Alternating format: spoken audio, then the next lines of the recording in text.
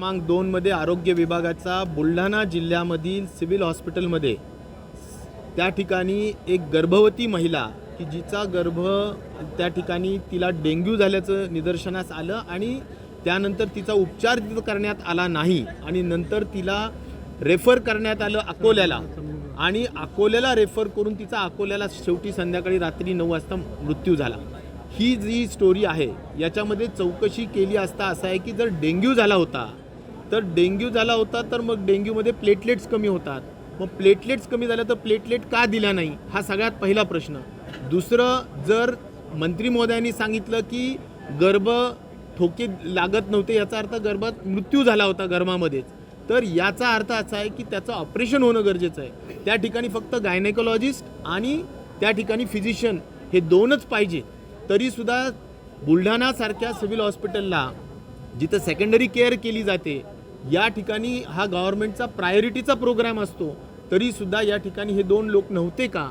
ते जर गर्भ काढून टाकला असता जो मृत्यू झाला तर त्या ठिकाणी ती महिला पेशंट वाचली असती, पण दुर्दैवाने संपूर्णतः दुर्लक्ष होण्याचा विषय आहे।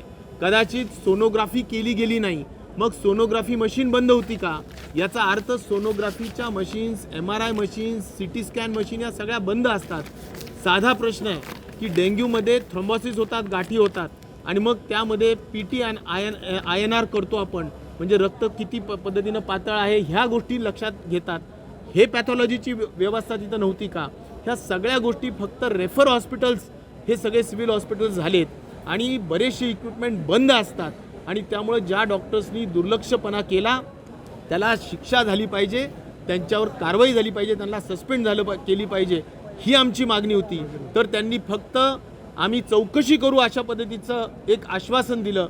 मला असं वाटतं की मंत्री महोदयांनी संपूर्ण ब्रीफिंग घेऊन या ठिकाणी जे दोषी आढळले असतील त्यांच्या ब्रीफिंगला तर त्या ठिकाणी कारवाई करण्याची सभागृहाच्या मागणीनुसार गरज होती आणि ती न केल्यामुळे आज संपूर्ण विरोधी पक्षांनी या आरोग्य व्यवस्थेच्या निषेधार्थ बहिर्गमन केलं, त्या ठिकाणी वॉकआउट केलं आणि आज या ठिकाणी आरोग्य व्यवस्थेच्या संदर्भाने जे काही आज रिक्त जागा आहेत, इक्विपमेंट्स चालत नाही आहेत, इक्विपमेंटची कमतरता आहे, डॉक्टर्सची कमतरता आहेत आणि डॉक्टरचा निष्काळजीपणा आहे, या सगळ्या गोष्टींवर निश्चित प्रकारे व्यवस्थित झाली पाहिजे अशा पद्धतीची अपेक्षा आम्ही या ठिकाणी व्यक्त केली। एकीकडे आरोग्य विभागाच्या मोठ्या प्रमाणात जागा रिक्त आहेत, डॉक्टरांच्या आहेत, सगळ्या पॅरामेडिकलच्या आहेत, खूप मोठ्या प्रमाणात आहेत।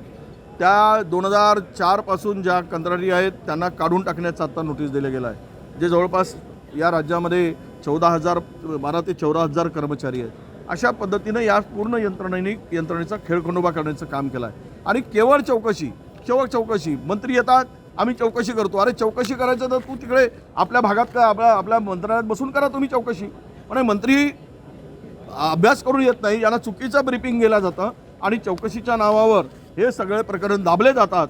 हा सगळा राजरोसपणे या राज्यामध्ये हा धंदा सुरू आहे आणि त्या अधिकाऱ्यांना पाठीशी घातलं जातं आणि मंत्री स्वतः सेफ राहतात। हे संपूर्ण प्रकरण इतकं गंभीर आहे की मला वाटतं की मंत्र्यांच्या राजीनाम्याशिवाय हे खातं काही सुधारणार नाही अशी एकूण परिस्थिती आहे। खरं तर मी एक शेर सांगितला होता, आत्ताची परिस्थिती राज्यातली, एक झूठों ने झूठे से कहा है सच बोलो, झूठों ने झूठों से कहा है सच बोलो, सरकारी ऐलान हवा है सच बोलो, घर के अंदर झूठों की मंडी है और दरवाजे पर लिखा है सच बोलो। म्हणजे हे सगळं आत्ता अशा पद्धतीनं सच बोलो, झूठों ने सच बोलना, झूठों के मुंह से सच बोलना असं ये राज्य शुरू है। मुझे लगता है कि ये प्रकरण बहुत गंभीर है।